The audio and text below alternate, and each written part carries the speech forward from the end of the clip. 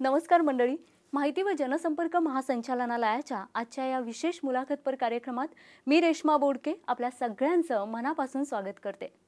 मंडळी, कोरोना हे मानवी जीवनावरील महाभयानक संकट सध्या राज्यासह संपूर्ण जगावर घोंगावत आहे आणि त्यामुळे आपल्या सगळ्यांच्या जीवनशैलीत आमूलाग्र बदल झालेला आहे.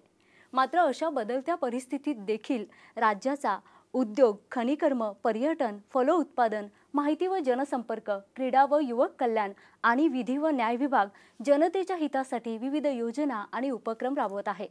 अगदी टाळेबंदीच्या काळात आणि नंतरच्या काळात देखील विभागाने अनेक महत्त्वाचे निर्णय घेतले आहेत आणि घेत आहेत. तर मग हे महत्त्वाचे निर्णय कोणते आहेत? विभागाचं काम कसं सुरू आहे? कोणकोणत्या योजना आणि उपक्रम विभागामार्फत राबवण्यात येत आहेत? याविषयीची चर्चा आजच्या भागात आज आपण करणार आहोत. आणि या विषयावर चर्चा करण्यासाठी आज आपण आमंत्रित केलं आहे राज्याच्या उद्योग, खनिकर्म, फलोत्पादन, पर्यटन, माहिती व जनसंपर्क, क्रीडा व युवक कल्याण आणि विधी व न्याय राज्यमंत्री माननीय आदितीताई तटकरे यांना. नमस्कार मॅडम. कार्यक्रमात आपलं खूप खूप स्वागत. थँक्यू. सध्या आता जे अनलॉक होत आहे, हे अनलॉक होत असताना राज्यातल्या पर्यटनाला चालना देण्यासाठी कशा प्रकारचे प्रयत्न सुरू आहेत? सर्वप्रथम तर आपल्या माध्यमातून आज जनतेशी संवाद साधायला मिळणं आणि ते पण कोरोनाच्या पार्श्वभूमीवर, हेच मला वाटते एक चांगल्या पद्धतीची एक शासनाची प्रतिनिधी म्हणून एक संधी आहे.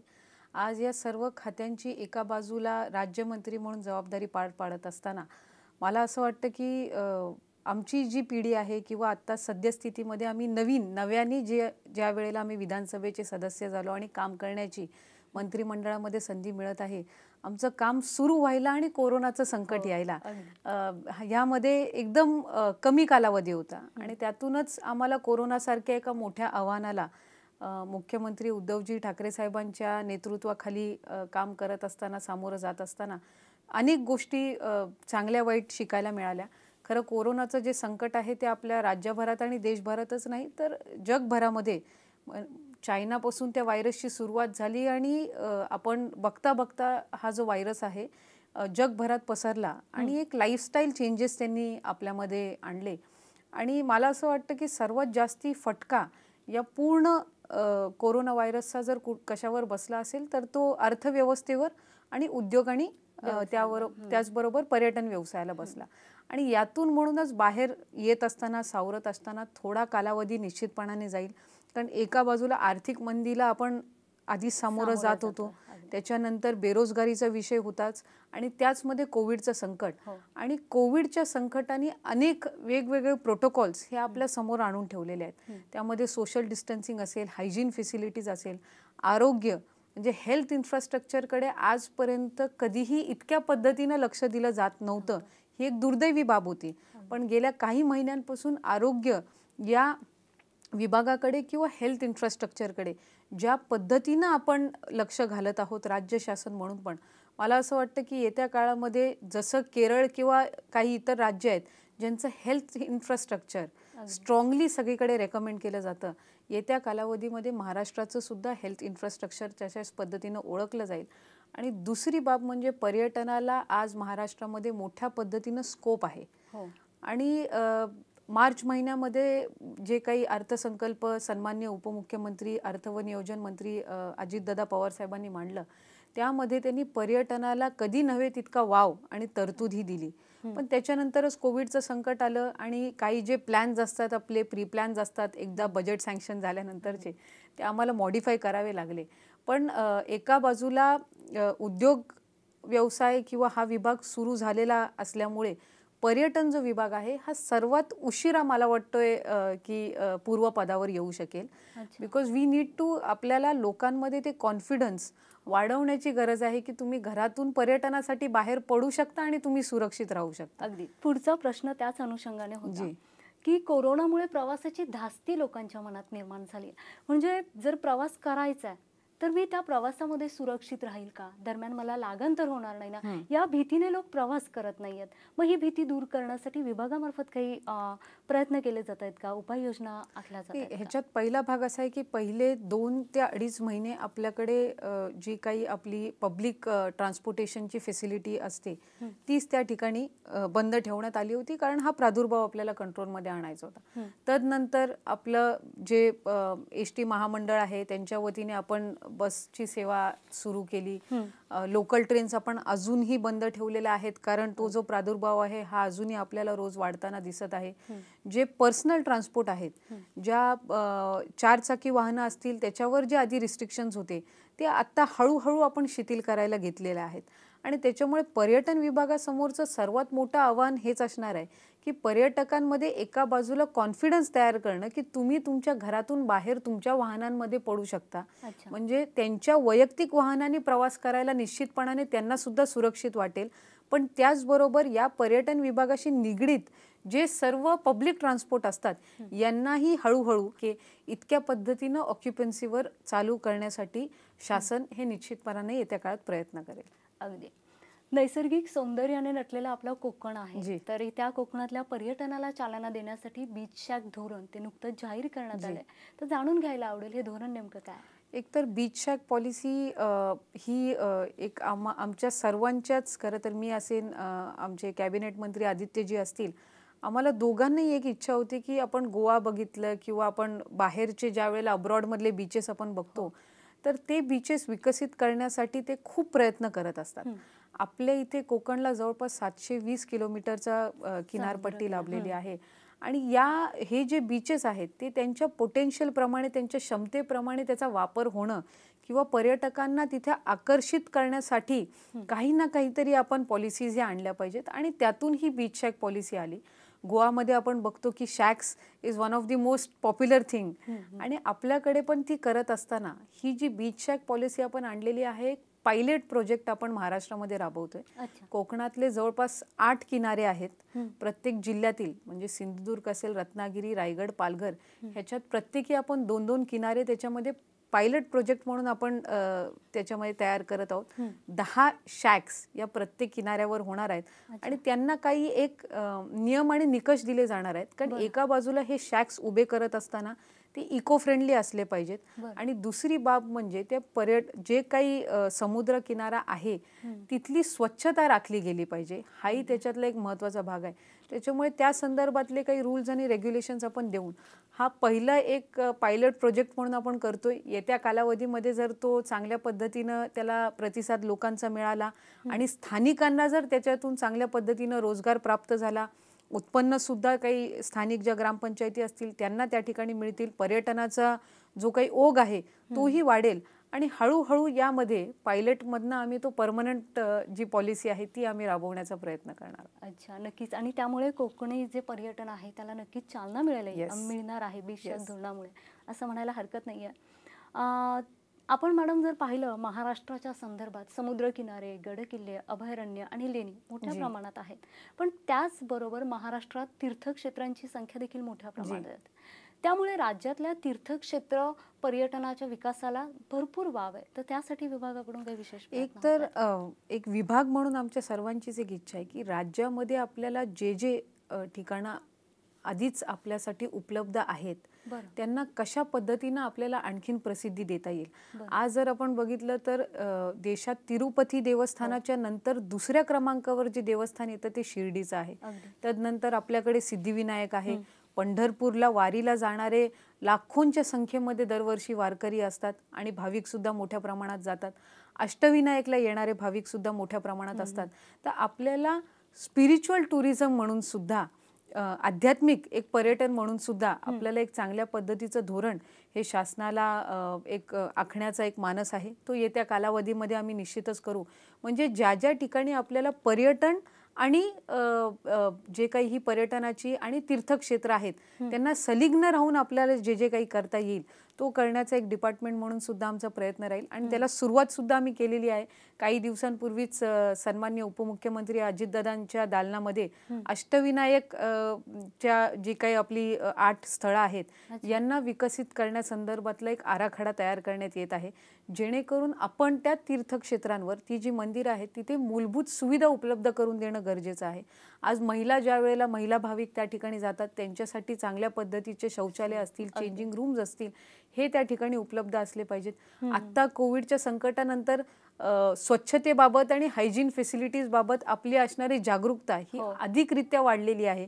अशा वेळेला भाविकांना तिथं चांगल्या पद्धतीचे भक्तनिवास, स्वच्छ आणि सुलभ सोयी ह्या त्या ठिकाणी उपलब्ध झाल्या पाहिजेत आणि त्या दृष्टिकोनातून विभाग म्हणून आम्ही काम करतोय. मग ते अर्थ विभागाकडे घेऊन जातोय, तिथून त्याला मान्यता घेऊन मग सन्माननीय मुख्यमंत्री यांच्या मार्गदर्शनाखाली हे काम करण्याचा आमचा मानस आहे. आणि तसंही आपल्या महाराष्ट्राला रूढी, परंपरा, सांस्कृतिक वारसा लाभला आहे. त्यामुळे आपल्याकडे तीर्थक्षेत्र, पर्यटन आहे, त्यात नक्कीच विकासाला वाव आहे असं म्हणायला हरकत नाही आहे. पुढे म्हणायचं झालं तर फलोत्पादन विभाग आहे आपल्याकडे. तर या विभागाच्या अनुषंगाने विचारायचं झालं तर फलोत्पादन योजनेला जर गती देण्यासाठी काही विशेष प्रयत्न आपल्याकडून सुरू आहेत का? खरं तर फलोत्पादन आणि कृषी हे दोन जे विषय आहेत ते अगदी आपल्या शेतकऱ्यांशी आणि जे बागायतदार आहेत ह्यांच्याशी निगडीत आहेत. गेल्या अनेक वर्षांपासून आपण बघतोय की शेतकऱ्यांच्या विविध प्रश्नांवर राज्य शासन सुद्धा आक्रमक राहिलेलं आहे. काही ठिकाणी काही आपण धोरण असे आखतो ज्यांचा शेतकऱ्यांना किंवा बागायतदारांना फायदा होतो. काही वेळेला असं असतं की त्यांच्यासोबत एक समन्वय साधण्याची गरज असते आणि फलोत्पादन विभाग म्हणून आम्ही तेच करत आहोत. आत्ता उदाहरण द्यायचं झालं तर निसर्ग चक्रीवादळ ज्या वेळेला झालं त्या ठिकाणी नारळांच्या बागांचं, सुपाऱ्यांच्या बागांचं किंवा इतर ज्या आंब्याच्या असतील, काजूच्या बागा असतील ह्यांचं मोठ्या प्रमाणामध्ये नुकसान झालं. त्या ठिकाणी ज्या वेळेला आदरणीय आपल्या देशाचे नेते पवार साहेब आणि मुख्यमंत्री उद्धवजी ठाकरे साहेबांनी आणि महसूल मंत्री थोरात साहेबांनी सुद्धा आणि कृषी मंत्री आणि आम्ही सुद्धा भेट घेतली, त्यावेळेला त्या स्थानिक बागायतदारांची एक मागणी आली की जुनी रोजगार हमी योजना जी आहे ती त्या ठिकाणी पुन्हा एकदा 92 साली सन्माननीय पवार साहेब मुख्यमंत्री असताना लागू केलेली होती, ती लागू करावी जेणेकरून आम्हाला आर्थिक संकटातून बाहेर पडण्यासाठी आणि निसर्ग चक्रीवादळाचं जे काही नुकसान झालेलं आहे यातून पूर्वपदावर येण्यासाठी एक मदत होऊ शकेल. आणि त्यानुसार एक विशेष बाब म्हणून राज्य सरकारने ती जुनी रोजगार हमी योजना सुद्धा लागू केली. तदनंतर नुकतंच काही दिवसांपूर्वी सन्माननीय मुख्यमंत्री उद्धवजी ठाकरे साहेबांच्या हस्ते पिकेल ही योजना लॉन्च करण्यात आली. त्यातून खरं तर शेतकऱ्यांना कशातून जास्तीत जास्त उत्पन्न मिळू शकेल, आपण मार्केट उपलब्ध करून देऊ शकू जेणेकरून येत्या काळामध्ये त्यांना एक आर्थिक सक्षमता आणि त्यांना एक आधार लाभेल, या हिशोबाने ती योजना त्या ठिकाणी आपण लॉन्च केली. त्यानंतर पुण्यश्लोक अहिल्याबाई होळकर रोपवाटिका योजना सुद्धा आयोजित केली. या योजनेचं विशेष म्हणजे इथे महिला बचत गटांना प्राधान्य देण्यात येणार आहे. जवळपास 2 ते 2.5 लाख इतका अनुदान त्यांना सहजरित्या उपलब्ध होणार आहे. आणि या प्रोत्साहन देण्यासारख्या योजना असतात जेणेकरून महिला शेतकरी ज्या आहेत किंवा बचत गट जे आहेत यांनी सुद्धा पुढे येऊन त्यांनी सुद्धा आर्थिकरित्या सक्षम होण्यासाठी, कारण ग्रामीण भागातल्या महिलांना आज जर आपण बघितलं तर शेतीची आवड ही मोठ्या प्रमाणामध्ये असते, पण त्यांना एक चालना देण्याची गरज असते, व्यासपीठ उपलब्ध करून देण्याची गरज असते. आणि ते आज राज्य शासनाच्या वतीने आणि कृषी विभाग आणि फलोत्पादन विभागाच्या वतीने आपण करण्याचा प्रयत्न. थोडक्यात आपत्तीतून सावरण्यासाठी जे वादळग्रस्त आहेत, तुम्ही म्हणालात रायगड जिल्ह्यातले बऱ्याच योजना तुम्ही सुरू केल्या आहेत. खूपच स्तुत्य असं काम विभागामार्फत सुरू आहे. आणि मला असं वाटतं कुठल्याही आमच्या विभागाचं महत्त्वपूर्ण जबाबदारी ही राहील की केंद्र शासन आणि राज्य शासनाच्या ज्या योजना आहेत या लोकांपर्यंत आणि लाभार्थ्यांपर्यंत पोहोचवणं आणि त्या अधिकरित्या त्याची अंमलबजावणी चांगल्या पद्धतीनं करणं. फलोत्पादन विभागाच्या अनुषंगाने बोलायचं झालं तर राज्यातील फलोत्पादन जी योजना आहे त्याला गती देण्यासाठी कसं काम सुरू आहे? खरं तर कृषी आणि फलोत्पादन हे दोन्ही जे विभाग आहेत ते एकदम ग्रामीण भागातील आपले जे शेतकरी महिला बांधव आहेत यांच्याशी निगडीत आहेत, बागायतदारांशी निगडीत आहेत.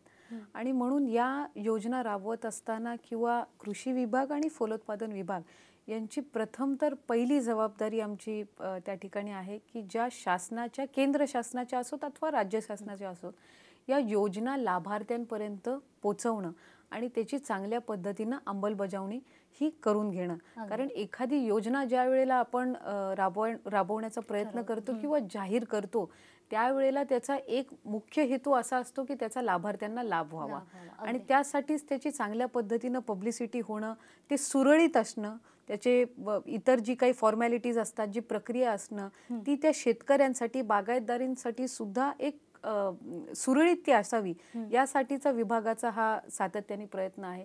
उदाहरण आपल्याला द्यायचं झालं तर नुकतंच झालेल्या निसर्ग चक्रीवादळामध्ये जे कोकणाला अतिशय मोठ्या प्रमाणात नुकसान झालं, ज्या वेळेला ती निसर्ग चक्रीवादळ झालं, आदरणीय देशाचे नेते पवार साहेबांनी त्या ठिकाणी भेट दिली, सन्माननीय मुख्यमंत्री उद्धवजी ठाकरे साहेबांनी भेट दिली, कृषी मंत्री म्हणून दादा भुसे साहेब येऊन गेले, थोरात साहेब होते.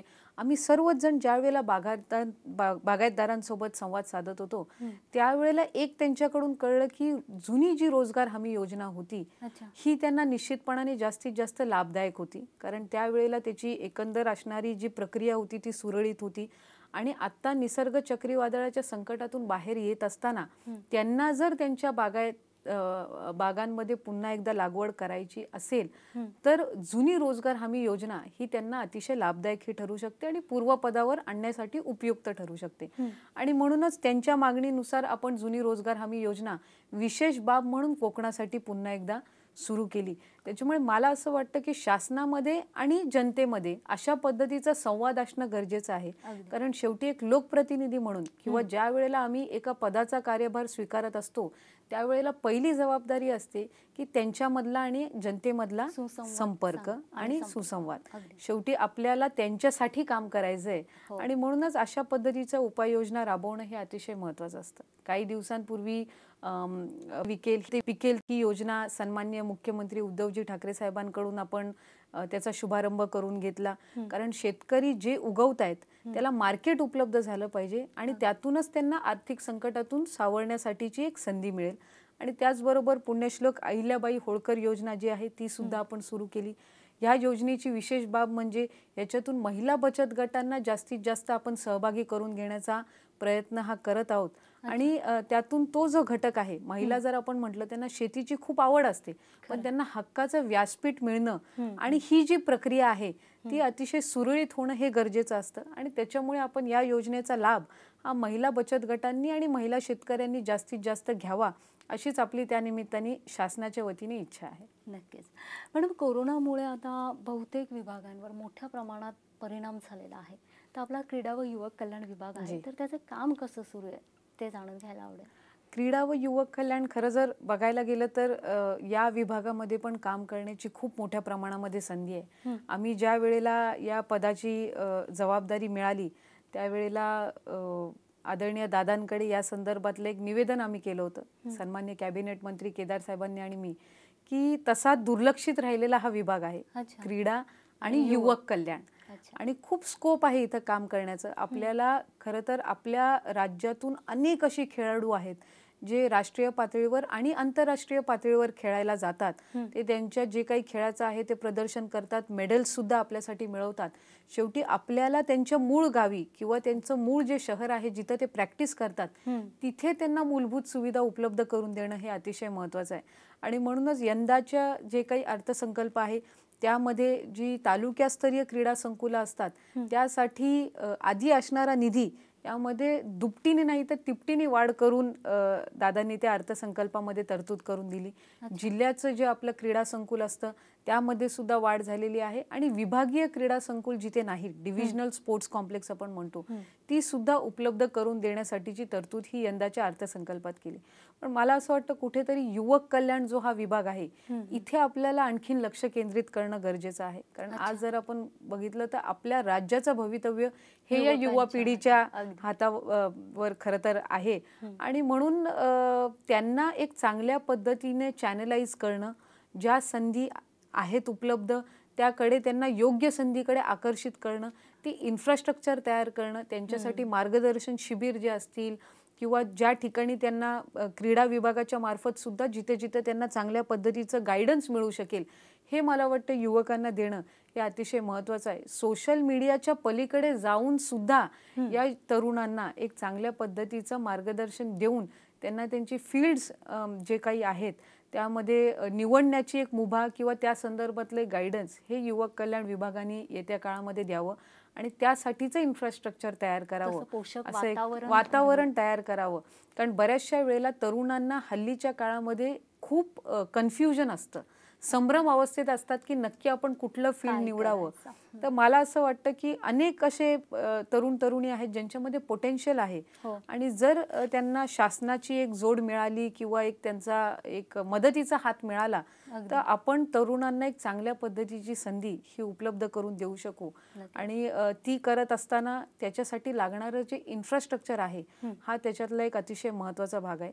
मॅडम, पुण्याला आंतरराष्ट्रीय क्रीडा विद्यापीठ उभारणार आहात, तर त्याविषयी काय सांगाल? खरं तर हा एक अतिशय ॲम्बिशियस प्रोजेक्ट आहे. बरं. कारण आजपर्यंत इंटरनॅशनल स्पोर्ट्स युनिव्हर्सिटी म्हणजे आंतरराष्ट्रीय विद्यापीठ हे चेन्नई व्यतिरिक्त आपल्या देशामध्ये कुठेच नाही. नाही. तर हे जे आहे ते आपण पुण्यामध्ये उभारत आहोत. आणि मी मगाशीच उल्लेख केल्याप्रमाणे क्रीडा व युवक कल्याण हा एक दुर्लक्षित असणारा विभाग आहे. म्हणजे जितकं पोटेन्शियल आजच्या या तरुणांमध्ये आहे त्यांना एक योग्य मार्गदर्शन देण्याची गरज आहे. आणि त्याच्यामुळेच ही जी स्पोर्ट्स युनिव्हर्सिटी आहे, इंटरनॅशनल स्पोर्ट्स युनिव्हर्सिटी, अच्छा. म्हणजे ह्याच्यामध्ये जे आपल्याला कोर्सेस असणार आहेत हे इंटरनॅशनली अफिलिएटेड असणार आहेत. अगदी. आणि म्हणूनच इतर देशांमध्ये सुद्धा या युनिव्हर्सिटीज अतिशय चांगल्या पद्धतीनं तरुणांना उभारण्याचं काम करत असतात. अच्छा. आपल्याही राज्यामधले जे हे तरुण आहेत जे क्रीडामध्ये उत्सुक आहेत, आपण जर आज बघितलं तर आई वडिलांच्या मनामध्ये एक शंका असते की मुलगा आपला किती वर्ष खेळणार आणि खेळल्यानंतर त्याची कशा पद्धतीनं प्रगती होईल. प्रत्येक आई वडिलांना वाटतं आपल्या मुलाला नोकरी चांगली लागावी किंवा तो डॉक्टर किंवा इंजिनियर व्हावा. पण क्रीडा क्षेत्रातून सुद्धा ते मोठे होऊ शकतात. आणि त्याच्याशी रिलेटेड जे काही कोर्सेस आहेत त्यातून सुद्धा एज्युकेशन घेऊन, शिक्षण घेऊन ते एका बाजूला त्यांचा खेळ राखून ठेवून आपलं भवितव्य उज्ज्वल करू शकतात. आणि त्यासाठी या स्पोर्ट्स युनिव्हर्सिटीचा एक मोठा हातभार लागणार आहे. रायगड जिल्हा म्हटलं की डोळ्यासमोर समुद्र किनारे, गडकिल्ले, अभयारण्य, म्हणजे असा ऐतिहासिक आणि सांस्कृतिक वारसा आपल्या जिल्ह्याला लाभलेला आहे. आणि मुख्य म्हणजे त्या जिल्ह्याचे आपण पालकमंत्री आहात. तर जिल्ह्यातील पर्यटनाला चालना देण्यासाठी आपल्याकडून कशा प्रकारचे प्रयत्न सुरू आहेत? खरं तर रायगड जिल्हा हा राज्याची राजधानी म्हणून ओळखला जातो. कारण छत्रपती शिवरायांची ती राजधानी आहे. आणि म्हणून आज त्या जिल्ह्याचा पालकमंत्री म्हणून काम करत असताना मला एक मनापासूनचा अभिमान वाटतो. माझ्या वडिलांनी सुद्धा तिथे पालकमंत्री म्हणून 10-15 वर्ष तिथे ते कार्यरत आहेत. आणि आज अतिशय कमी कालावधीमध्ये किंवा इतक्या तरुण वयामध्ये मला ती संधी मिळणं हे मी माझं भाग्य सुद्धा या ठिकाणी समजते. आणि विशेष मला एका गोष्टीचा आनंद वाटतो की अतिशय लहान वयामध्ये मला अनेक नेतृत्वांचं मार्गदर्शन मिळतंय. पवार साहेबांचं तर आहेच, पण त्याचबरोबर मुख्यमंत्री उद्धवजी ठाकरे साहेबांचं आहे, दादांचं आहे, थोरात साहेबांचं आहे, मंत्रिमंडळातील सर्व सहकाऱ्यांचं आहे. आणि रायगड एक असा जिल्हा आहे जिथे सर्वच बाजूंनी खूप पोटेन्शियल आहे. आज इंडस्ट्रीयल ग्रोथ तिथे मोठ्या प्रमाणामध्ये होत आहे. औद्योगिक क्षेत्र मोठ्या प्रमाणामध्ये आहे. पर्यटन क्षेत्र ज्याचा आपण उल्लेख केला ते मोठ्या प्रमाणामध्ये आहेत. ती अनेक पर्यटनाची ठिकाणं आहेत. हिल स्टेशन आहे माथेरानसारखं आणि त्याचबरोबर आपल्याकडे तीर्थक्षेत्र पाली आणि महडसारखी सुद्धा आहेत. छत्रपती शिवरायांची राजधानी रायगड किल्ला त्या ठिकाणी आहेत. असे अनेक किल्ले सुद्धा आहेत जिथे शिवप्रेमी वर्षाचे 12 महिने त्या ठिकाणी येत असतात.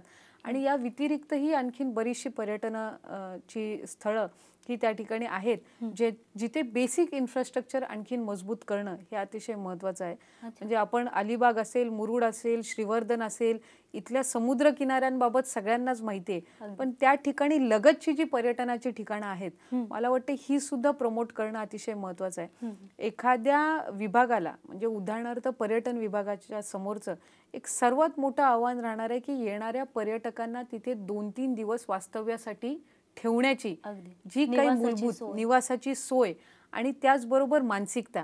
म्हणजे ज्या वेळेला आपण पर्यटकांना ऑप्शन्स देऊ त्यावेळेला ते तिथे 2-3 दिवसासाठी त्यांचं जो काही आहे वेकेशन असतील किंवा विकेंड्स असतील ते प्लॅन करतील. आणि तो एक पॅकेज रायगडसाठी तयार करण्याची आमची एक मोठ्या पद्धतीने एक आमचा प्रयास चालू आहे. आपण उल्लेख केल्याप्रमाणे फणसाडला असेल किंवा कर्नाळ्याला असेल अभयारण्य आहे तिथे. बर्ड सँच्युरी तिथं मोठ्या प्रमाणामध्ये आधीपासून आहे. ती आणखीन डेव्हलप करण्यासाठी सुद्धा स्कोप आहे. एक इंटरनॅशनल हेरिटेज साईट त्या ठिकाणी घारापुरी आहे. सो एव्हरी तालुका म्हणजे प्रत्येक तालुक्यामध्ये असं काही ना काहीतरी पर्यटनाचं ठिकाण असणारा हा रायगड जिल्हा आहे. नुकतंच आम्ही खारघरला सुद्धा MTDCच्या रेसिडेन्सीचं आम्ही ओपनिंग केलं. ती एक अतिशय सुंदर अशी इमारत त्या ठिकाणी उभी झालेली आहे. त्याच्या लगतची जी पर्यटन ठिकाणं असतील ही सुद्धा आम्ही विकसित करण्याचा प्रयत्न करतोय. सो बेसिकली जिल्हा म्हणून एक चांगलं पॅकेज लोकांसमोर ठेवण्याचा हा येत्या कालावधीमधला आमचा प्रयत्न असेल. नक्की. अगदी आपला जर रायगड जिल्ह्याचा विचार केला तर रायगड जिल्ह्यात रुग्णांची जी संख्या आहे ती आटोक्यात आणण्यासाठी पुन्हा तिकडचे जे रुग्ण आहेत त्यांना उपचार योग्य वेळेत उपलब्ध होण्यासाठी कसे प्रयत्न सुरू आहे किंवा जिल्हा पातळीवर आपल्या जिल्ह्यामध्ये कशा प्रकारची योजना आखण्यात आली आहे त्याविषयी? कोरोनाच्या संकटाला सामोरं जात असताना आपल्याला सर्वांनाच एका गोष्टीची जाणीव झाली की विकास करत असताना आपण रस्ते करतो, आपण वीज पुरवठा करतो, आपण सर्व योजनांना आपण वाव देत असतो, पण त्याचबरोबर लोकांचं आरोग्य हे चांगलं राहण्यासाठी प्रत्येक जिल्ह्यातली आरोग्य सुविधा ही सुदृढ करणं हे मला वाटतं आमच्या समोरचं सर्वांच्या समोरचं एक सर्वात आव्हानात्मक काम असणार आहे आणि जबाबदारी पण असणार आहे. आणि रायगड जिल्हा म्हणून आम्ही हेच करण्याचा या कालावधीमध्ये प्रयत्न केला. अचानक आलेलं हे संकट होतं. कोणालाच जगातल्या कुठल्याही गव्हर्नमेंटला या संकटाला सामोरं जाण्याची मानसिक तयारी किंवा आर्थिक तयारी नव्हती. पण आपण प्रत्येकाने यातून शिकून आपण हळूहळू का होईना एक आरोग्य विभागाला जास्तीत जास्त प्राधान्य देऊन काम करण्याचा प्रयत्न केला. त्याच्यामुळे रायगडमध्ये सुरुवातीला जी रुग्णसंख्या होती ती आटोक्यात होती. नंतर गणपतीच्या कालावधीनंतर एकदम त्या रुग्णसंख्येमध्ये वाढ झाली. मुंबईतून येणारे किंवा प्रवास करणारे सुद्धा रायगडला खूप मोठ्या प्रमाणात असतात, कारण रायगड मुंबईशी एकदम जवळचा एकदम बाजूचा जिल्हा असल्यामुळे. पण हल्लीच्या काळामध्ये काही आणखीन चांगल्या पद्धतीनं उपाययोजना करून आणि खासकर सन्मान्य मुख्यमंत्री उद्धवजी ठाकरे साहेबांनी जाहीर केलेल्या माझी कुटुंब माझी जबाबदारी ही जी काही मोहीम आहे ती हातात घेऊन गेल्या 10-15 दिवसामध्ये रायगडची जी रुग्णांची संख्या आहे ती आम्हाला हळूहळू कमी होताना या ठिकाणी पाहायला मिळत आहे. लोकांना आम्ही आणखीन आवाहन करतोय की ते मास्कचा जो वापर आहे, सॅनिटायझरचा वापर आहे, सोशल डिस्टन्सिंग आहे, हे त्यांनी केलं पाहिजे. कारण माझं कुटुंब माझी जबाबदारी म्हणजे काय की शासन हे तुम्हाला सगळ्या गोष्टी पुरवण्यामध्ये सक्षम आहे, पण आपल्या कुटुंबाची आणि आपली स्वतःची काळजी घेणं ही आपली प्रथमतः जबाबदारी आहे. आणि ती जबाबदारी सातत्याने जाणीव करून देऊन त्यांच्या आरोग्याची काळजी घेण्याचं काम हे आरोग्य विभाग आणि राज्य शासन करत आहे. नक्कीच. आपण म्हणालात की एका बाजूला कोरोना बाधितांची जी संख्या आहे ती आटोक्यात आणणं हे एक आव्हान आहे, सध्या खरंच आव्हान आहे. तर एका बाजूला कोरोना बाधितांची संख्या आटोक्यात आणायची आहे आणि दुसऱ्या बाजूला जिल्ह्यातील जी विकास कामं आहेत ती देखील सुरू ठेवायची आहेत. मग या दोघांचा समतोल तुम्ही कसा साधताय? खरं तर सद्य परिस्थितीमध्ये या दोघांचा समतोल राखणं हे कुठल्याही जिल्ह्यासाठी किंवा राज्यासाठी अवघड आहे. कारण सद्य परिस्थितीमध्ये आपण सगळी जी काही अर्थव्यवस्था आहे ही आरोग्य विभागाकडे आपण प्राधान्याने वळवलेली आहे. आणि म्हणून मला वैयक्तिक असं वाटतं की सर्वांचं जिल्ह्यातील सर्व नागरिकांचं आरोग्य चांगलं राहणं हे मला वाटतं आत्ताच्या कालावधीमध्ये अधिक जास्त महत्त्वाचं आहे.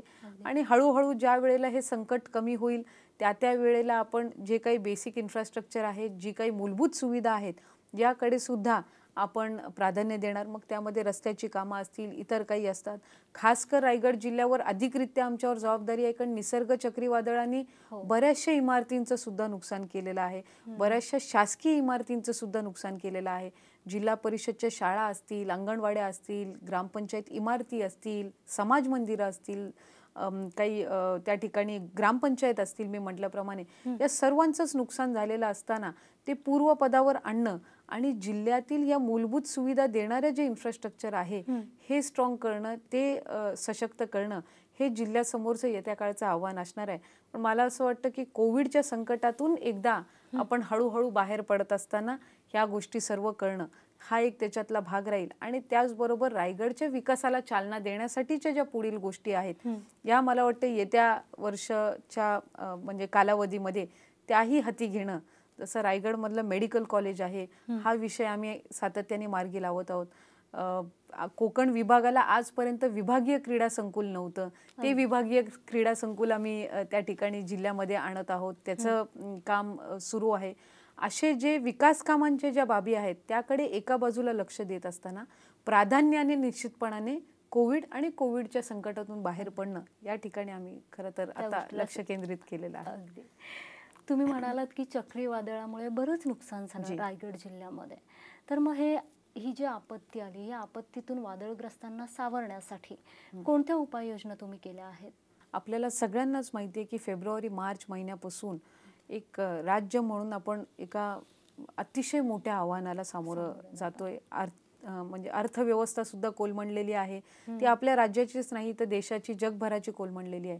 अशा वेळेला निसर्ग चक्रीवादळाचा ज्या वेळेला फटका बसला, त्यावेळेला शासनाकडे त्या जिल्ह्याचे पालकमंत्री म्हणून किंवा एक लोकप्रतिनिधी म्हणून इतकीच विनंती केली की आत्तापर्यंतचे जे आपले निकष होते नुकसान भरपाईचे, त्यातून आपण पलीकडे जाऊन कोकणाला काहीतरी दिलं पाहिजे. कारण निसर्ग चक्रीवादळ सारखं संकट, जसं कोविडचं संकट पहिल्यांदाच आलं, तसं निसर्ग चक्रीवादळ सारखं संकट पण पहिल्यांदाच आपण सामोरं गेलेलो आहोत.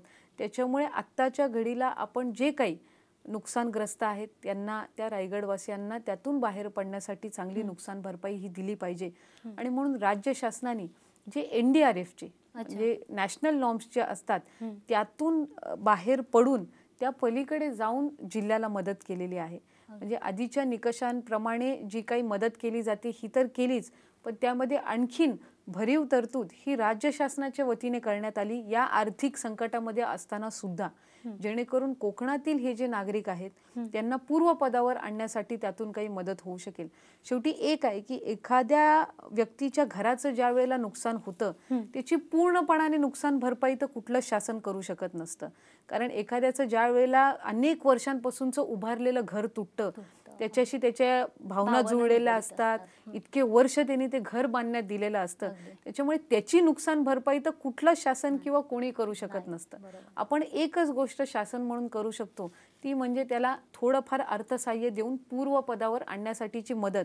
आणि दुसरी गोष्ट, येत्या काळामध्ये त्याला ज्या ज्या काही गोष्टी लागतील त्यासाठी त्याला ताकद देणं, आणि ती राज्य शासनाने निश्चितपणाने दिलेली आहे. आपत्तीच्या काळात पूर्वी देखील शासन मदत करायचं आणि याही वेळेस केलं, पण नेमका फरक काय? म्हणजे शासनाची आधी शासन जी मदत करत होतं ती मदत आणि आता तुम्ही केलेल्या उपाययोजना यातला नेमका फरक काय सांगताय? खरं तर ज्या ज्या वेळेला अशा पद्धतीची संकट शासनाला सामोरं जावी लागली, गेल्या वर्षी आपल्याला आठवत असेल तर पश्चिम महाराष्ट्रामध्ये मोठ्या पद्धतीनं पूर आला. त्याच्या आधी सुद्धा अशा नैसर्गिक आपत्ती झालेल्या आहेत. 2005 मध्ये रायगडला सुद्धा अशाच पद्धतीची नैसर्गिक आपत्ती आली होती. पण निसर्ग चक्रीवादळाची ही नैसर्गिक आपत्तीतून सावरत असताना जो आपला कालावधी असतो मदत कार्याचा, तो आम्ही जास्तीत जास्त लवकरात लवकर करण्याचा प्रयत्न केला. म्हणजे 3 जूनला निसर्ग चक्रीवादळ धडकलं आणि त्याच्यानंतर लगेचच तातडीने राज्य शासनाने 100 कोटीची मदत जाहीर केली. ती आपण लगेचच वितरित केली. तदनंतर आणखीन जवळपास 200-250 कोटीची मदत जाहीर केली. म्हणजे केंद्राच्या मदतीची वाट न बघता तो कालावधी सुद्धा जाऊन दिला नाही आणि 3-4 महिन्यामध्येच या इतक्या कमी कालावधीमध्ये आपण जे नुकसानग्रस्त आहेत त्यांना मदत देण्यामध्ये आपण यशस्वी ठरू शकलो. खरं तर कोरोनामुळे राज्याची आपली घडी विस्कळलेली आहे. त्यामुळे राज्याला आर्थिक संकटातून बाहेर काढण्यासाठी या कोरोना काळात उद्योग विभागाचा कसा हातभार आहे किंवा काय प्रयत्न सुरू आहे? खरं तर मला असं वाटतं की राज्याला आर्थिक संकटातून बाहेर काढण्यासाठी सर्वात महत्त्वाची जबाबदारी जर कुठल्या विभागावर आहे ती निश्चितपणाने उद्योग विभागावर आहे. आपण जर महाराष्ट्र बघितला आणि महाराष्ट्राचा इतिहास बघितला तर इंडस्ट्रियल सेक्टरसाठी सर्वात जास्त प्रतिसाद असणारं आणि सर्वात जास्ती पोटेन्शियल क्षमता असणारं राज्य म्हणजे महाराष्ट्र राज्य.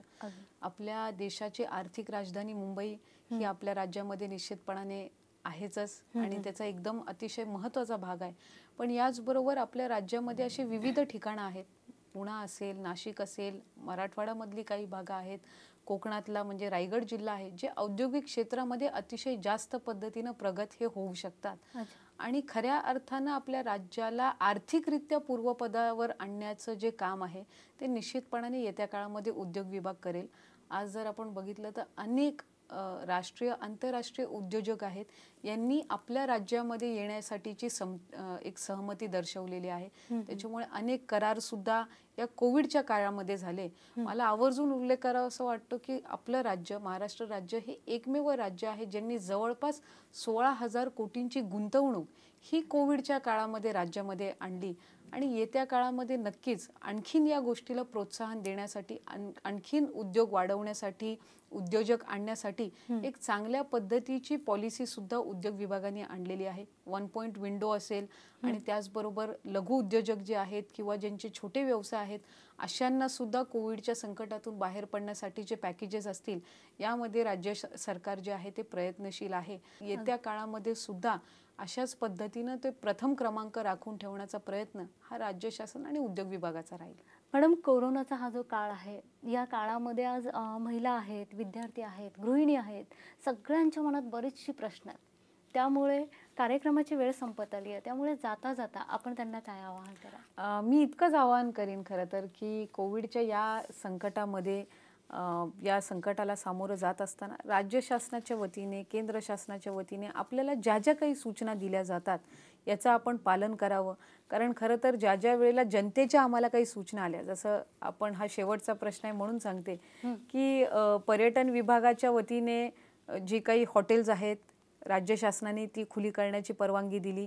रेस्टॉरंट्ससाठी सर्वांची मागणी येत होती कारण शेवटी आपल्याला कोविड या जे काही व्हायरस आहे यासोबतच आपल्याला जगायचं आहे. त्याच्यामुळे हळूहळू आपल्याला पूर्वपदावर येणं हे अतिशय गरजेचं आहे. लस येईपर्यंत, लस आल्यानंतर पण ते लसीकरण होईपर्यंत हा कालावधी जो जातो तिथपर्यंत आपण या सर्व बाबी बंद ठेवून चालणार नाही. रेस्टॉरंट्स आहेत, हळूहळू सिनेमा हॉल्स आहेत, या सर्व गोष्टी सुद्धा सुरू होतील. पण त्या सुरू होत असताना मी म्हटल्याप्रमाणे आपणच आपली काळजी घेणं हाही त्याच्यातला एक महत्त्वाचा भाग आहे. खरं तर कुठल्याही गोष्टीची बंदी घालणं, दडपण आणणं हे कुठल्याही राज्य शासनाला किंवा प्रशासनाला आवडत नसतं. पण कोविडच्या कालावधीमध्ये आपल्याला लॉकडाऊन सारखं एक मोठं पाऊल घ्यावं लागलं. आजपर्यंत लॉकडाऊन किंवा क्वारंटाईन हे शब्दही आपल्या शब्दकोशात नव्हते किंवा रुटीन लाईफमध्ये नव्हते. आणि त्याचा वापर करत असताना आपल्याला म्हणजे लहानग्या मुलापासून वयस्कर जे व्यक्ती आहेत त्यांना हे सर्व प्रोटोकॉल खरं तर आत्तापर्यंत कळलेले आहेत. याचं पालन करणं अतिशय महत्त्वाचं आहे. खासकर जी लहानगी बाळ आहेत आणि ज्येष्ठ नागरिक आहेत यांनी या संकटामध्ये आपण जर बघितलं तर त्यांचा जो मॉर्टॅलिटीचा रेट आहे हा जास्ती ज्येष्ठ नागरिकांमध्ये राहिलेला आहे. तर जरीही राज्य शासन म्हणून आपण सर्व खुलं करत आहोत, सगळ्या गोष्टींची परवानगी जरी आपण देत असलो तरीही या ज्येष्ठ नागरिकांनी आपली काळजी घ्यावी. महिलांनी, खरं तर एखादी महिला जी असते ही घरातली होम मिनिस्टर असते. त्याच्यामुळे या सर्व बाबींबाबत जर घरातल्या महिलेकडनं सूचना कुटुंबातील सर्व व्यक्तींना गेल्या तर ते अधिकरित्या त्याचं पालन होतं असं मला तरी वाटतं. त्याच्यामुळे या ज्या सर्व राज्य शासनाच्या वतीने सूचना दिल्या गेल्या जात आहेत याचं आपण पालन करावं आणि सर्वांनी सेफ राहावं अशीच आपल्या माध्यमातून सर्वांना एक विनंतीपूर्वक सूचना राहील. तर मंडळी, कोरोनाचा सामना करण्यासाठी मॅडमने सांगितलं त्याप्रमाणे शासन त्यांच्या पातळीवर त्या परीनं प्रयत्न करत आहेतच. पण एक सुजाण नागरिक म्हणून आपण देखील आपापल्या पातळीवर वैयक्तिक काळजी घेणं खूप गरजेचं आहे. आज याच नोटवर मी इथेच थांबते. मॅडम, आज आपण कार्यक्रमात आलात, इतकी सखोल आणि सुंदर सविस्तर माहिती आज आपल्या प्रेक्षकांना दिली, त्याबद्दल आपले खूप खूप आभार. नमस्कार. थँक्यू.